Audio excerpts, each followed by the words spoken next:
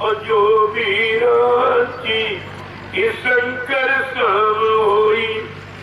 कितना साफ कि कलयुग में भवसागर पार जाने के लिए गुरु नाम, वो गुरु नाम प्राप्त करें। गुरु नाम आएगा, गुरु नाम तुम्हें पार करेगा, तुम्हारा काम गुरु नाम से होगा। और आप थोड़ी सी शंका पैदा की, आप अच्छा स्टैंड गए, बीच में गुरु बैठा, आगे गए, पीछे देव लगा दिया, देव गुरुदेव नाम पास था। अरे गुरु तो बीच में बैठा है, ये तो शिष्टाचार सबके आगे, जय राम जय कृष्ण जय हनुमान सबके आगे लगाते। और देव माने देवता, जो तुम्हें सब कुछ दे बदले में आपसे कुछ न ले, उसको कहते हैं देवता। तो ऐसे कौन से देवता हैं जो आपको रात दिन देते हैं, बदले में कुछ नहीं लेते?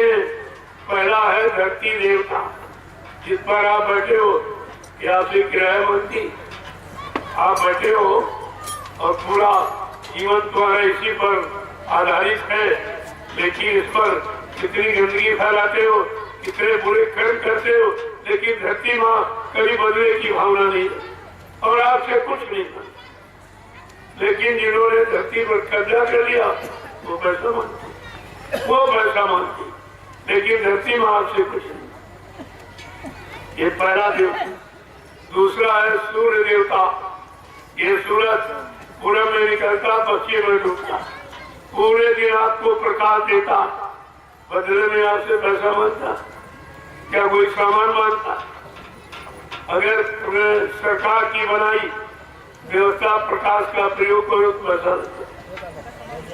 तीसरा है चंद्र देवता। ये चंद्रमा पूरी रात आपको प्रकाश देता है, ठंडक देता है, और सबसे महत्वपूर्ण चीज क्या देता? जीवन शक्ति, जिसे ऑक्सीजन कहते। ये ऑक्सीजन प्रदान करता, ये पूरी रात ऑक्सीजन बांटता रहता और आपसे कुछ नहीं देता। अगर सरकार की बनाई कोई व्यवस्था का प्रयोग करो बगैर पैसे, पहले समझ लो देवता किसे कहते। और चौथा है वायु देवता। कैसी शीतल मंद हवा चलती, एक पैसा आपसे नहीं मांगती। अगर सरकार की बनाई हवा का प्रयोग कूलर पंखा एसी का करो तो पैसा लग जाए, बगैर पैसे आपको कोई नहीं देगा। ये है देवता जो तुमको सब कुछ देते और बदले में कुछ नहीं। और पांचवा है जल देवता। इतनी मूसलाधार बारिश होती, सारी प्रकृति को हरा भरा कर देती और एक पैसा आपसे नहीं।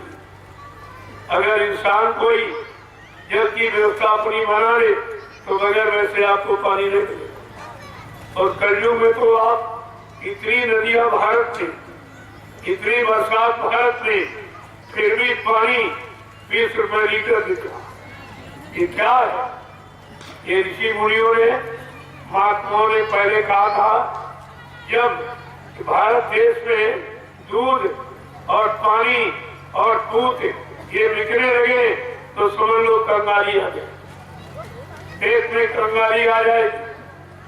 आज दूध भी बिक रहा, दूध यानी दहेज लेकर बेटे को भी बेच रहे हैं। बेटे की कीमत क्या रही, पहले देखिए आप। और ये सब आपके हो तो कहा कंगाली आ जाएगी, और आ गई।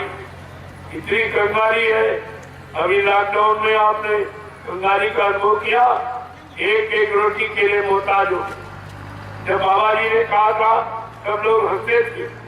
बाबा जी ने कहा तुम्हारा सारा विज्ञान 1 किलो गेहूं पर केंद्रित हो जाएगा और तुम कुछ नहीं कर पाओगे। एक एक रोटी के टुकड़े के लिए तुम मोहताज हो जाओगे। उसे पूछे लॉकडाउन में जो मुंबई कलकत्ता से पैदल बेचारे भगे और किस तरह यानी भूख के मारे गाँव में रोटी मांगते थे, कोई रोटी दे दे, कोई रोटी। रुपया पैसा कोई नहीं मांगता, कपड़े लत्ते सामान कोई नहीं मांगता, रोटी का टुकड़ा। रोटी रोटी की कीमत आपको दिखा दी। बाबा जी ने तो यहाँ तक कहा, अगर आपने संत महात्माओं की बात न मानी, आगे वो समय आ रहा, एक रोटी का टुकड़ा नाली में पड़ा होगा, तुम निगाह बचा के उठा के खा दोगे। इतना खराब समय और आपसे चिल्ला के कहा, अन्य और दवाओं की कमी पड़ेगी, पेड़ों की पत्ती तुम्हें ढूंढे न मिलेगी, ऐसा आएगा तेरे कर्मों का नजारा, और सुनते तो जाओ स्वदेशा हमारा। ये सब आपको बताया गया। और एक दिन नहीं, 60 वर्ष मथुरा में आपको ये सब सुनाया और समझाया गया।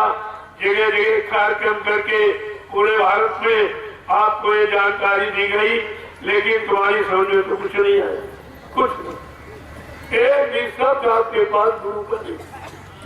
जब आपके पास गुरु का वचन नहीं तो कैसे बचो? बचने का और कोई रास्ता नहीं है। जो तुम सोचते हो मेरे पास मकान 2-2 4-4 है, मेरे पास जमीन बहुत है, मेरे पास पैसा बहुत है, मेरे पास खाने के लिए रोटी है और रहने के लिए मकान है और बाल बच्चे सब, तुमको नहीं मालूम कुदरत के एक झटके में ये सब साफ हो जाए। उसके लिए तो 1 मिनट का भी सामान नहीं, 1 मिनट में ये सब खत्म हो जाए। तो कहा ऐसा कोई काम मत करो जो इस तरह कोई व्यवस्था बन जाए, विनाश की स्थिति तैयार हो जाए, ऐसा कोई काम मत करो। और कहा ये धरती माँ है, इसी पर पैदा हुए हो, इसी पर जियोगे, इसी पर मर के चले जाओगे, तो धरती माँ को नाराज मत करो। अगर ये नाराज हो गई और इसने कहीं करवट ले ली तो ये सब रसातल में चला जाएगा, ये कुछ नहीं बचेगा। और आपसे प्रार्थना रोज की जाती, संत महापुरुष को प्रार्थना ही करते सबके लिए, सबके कल्याण के लिए, और सबसे कहते लेकिन दुनिया ऐसी बावरी, कोई काम न बचे, कोई लेने वाला नहीं, कोई सुनने वाला करने वाला कोई है ही नहीं। जिन 45 करोड़ों को मथुरा में खड़ा किया, जब वो नहीं टिक पाए, वो नहीं सुन पाए, वो नहीं समझ पाए, वो नहीं पहचान पाए, वो अपना काम नहीं बना पाए, तो औरों की बात छोड़ दो। किसने गुरु को पहचाना ये बताइए? 45 करोड़ों में किसी ने पहचाना? इतने चेला और गुरु को पहचानने वाला एक भी नहीं निकला। ना दरबार छोड़ के भागे, गुरु को ही छोड़ दिया।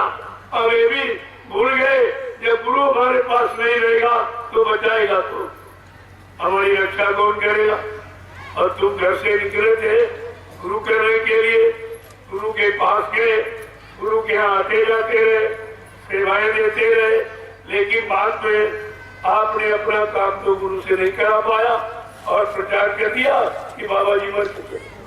ये और प्रचार कर, अरे जब मर के चले गए तब तो तुम्हारा काम कभी होना ही नहीं, तुम्हारी जीवात्मा का तो कभी काम नहीं होना, क्योंकि तुम्हारी धारणा ऐसी बन गई, कह दिया वो तो मर के चले गए, तो भी ये तुम्हारा काम कौन था? और दूसरे किसी के बस का नहीं।